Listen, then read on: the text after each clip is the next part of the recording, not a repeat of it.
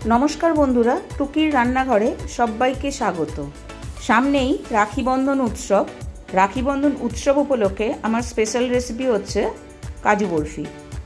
भाइयेर हाथे राखी परिये देওয়ার पर मिष्टिमुख करानोर जोन्नो सहजेई किन्तु आपनारा बाड़ीते बानिये निते पारेन काजू बर्फी। बाड़ीते यदि गेस्ट एसे थाके ताहलेও आपनारा बाड़ीते काजू बर्फी बानिये अवश्यई तादेर सार्व करते पारेन। কিভাবে অতি সহজেই কাজু বরফি বাড়িতে বানিয়ে নেওয়া যায় চলুন দেখে নেওয়া যাক আজকের এই ভিডিওটিতে। কাজুগুলো ব্যবহার করার আগে আমি কাজুগুলোকে ফ্রিজারে 20 মিনিটস রেখে দিয়েছিলাম। প্রথমেই আমি এখানে আমার মেজারিং কাপে আমি 2 কাপ কাজু নিয়ে নিয়েছি। ফ্রিজারে রাখার কারণ হচ্ছে কাজুগুলোকে যখন আমরা পাউডার বানাবো তখন যাতে গরম হয়ে গিয়ে কাজু থেকে তেলটা বেরিয়ে না আসে। খুব স্লোলি গ্রাইন্ড করতে হবে যেভাবে আমি গ্রাইন্ড করছি।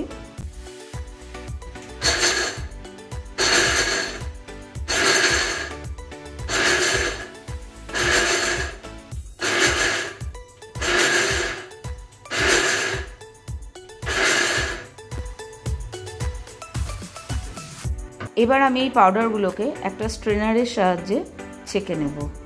যেগুলো বেঁচে যাবে সেগুলোকে আমরা আবার একবার গ্রাইন্ড করে নেব। ঠিক প্রসেসটা এভাবেই চলতে থাকবে যতক্ষণ পর্যন্ত কাজুগুলোর একটা ফাইন পাউডার না তৈরি হয়ে যায়।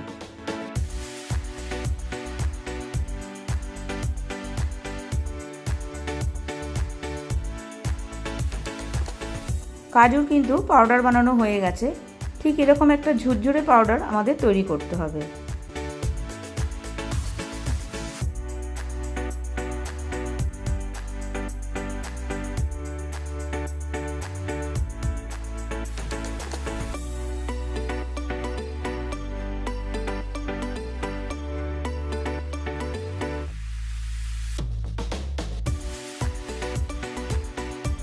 তার জন্য কড়াইতে আমি নিয়ে নেব 3/4 কাপ জল আর 3/4 কাপ চিনি।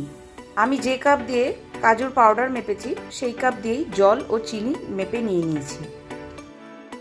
ফ্লেমটাকে হাইতে রেখে মিনিট 3-4 সময় ধরে আমরা চিনিটাকে ভালো করে জলের সাথে মিশিয়ে নেব। আমি কিন্তু এখানে 1 তার বা 2 তারে চিনি শিরা তৈরি করছি না। চিনিটা গলে যাওয়া পর্যন্ত আমি অপেক্ষা করব। চিনিটা কিন্তু আমাদের সম্পূর্ণ গলে গেছে। এবার আমি কাজুর পাউডারগুলোকে আস্তে আস্তে চিনির জলের সাথে মিশিয়ে নেব। আমি কিন্তু এখানে 2 কাপ কাজুর পাউডার ব্যবহার করেছি। এই সময় কিন্তু গ্যাসের ফ্লেমটাকে লো টু মিডিয়ামই রাখতে হবে। এই মিশ্রণটাকে কিন্তু ক্রমাগত নাড়তে হবে, না হলে কিন্তু কড়াইয়ের নিচে লেগে যাওয়ার সম্ভাবনা থাকে।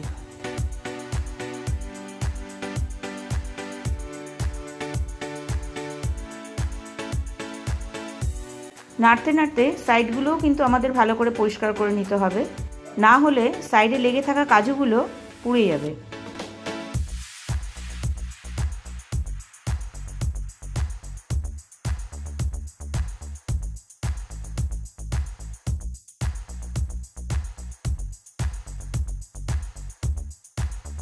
ধীরে ধীরে মিশ্রণটা কিন্তু অনেকটা গাঢ় হয়ে এসছে।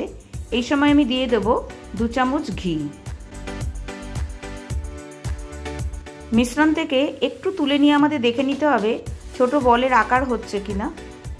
মিশ্রণটা কিন্তু ছোট্ট বলের আকারে হয়ে গেছে, তার মানে আমাদের কিন্তু কাজুর বরফি একদম রেডি।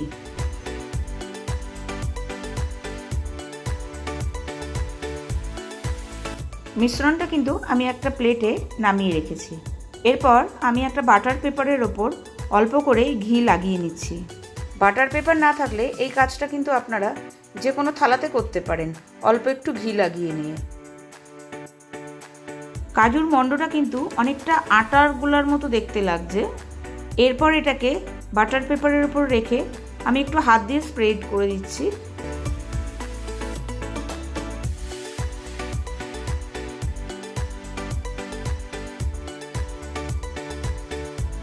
এবার উপর থেকে আমি আরেকটা বাটার পেপার দিয়ে মণ্ডটাকে ঢেকে দেব।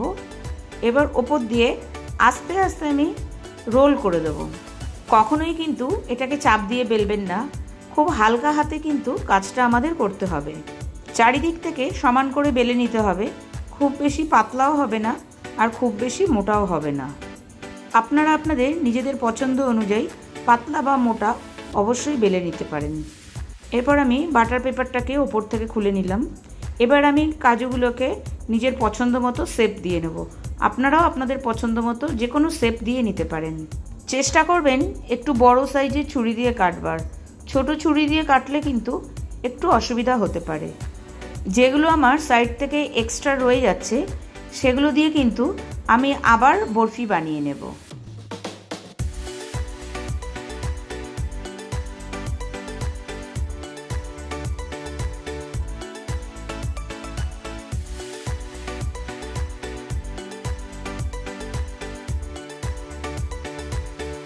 আমার কিন্তু কাজু বরফি একদম রেডি।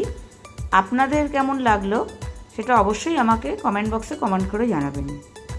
যদি ভালো লাগে তাহলে অবশ্যই আপনারা বাড়িতে এভাবে কাজু বরফি বানিয়ে নিতে পারেন এবং সকলকে এভাবে বানিয়ে খাওয়াতেও পারেন।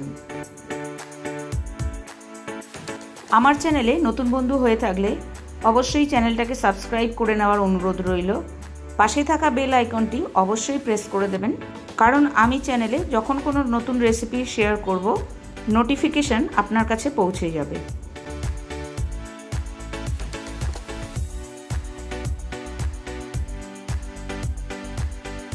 আজকে এই পর্যন্তই।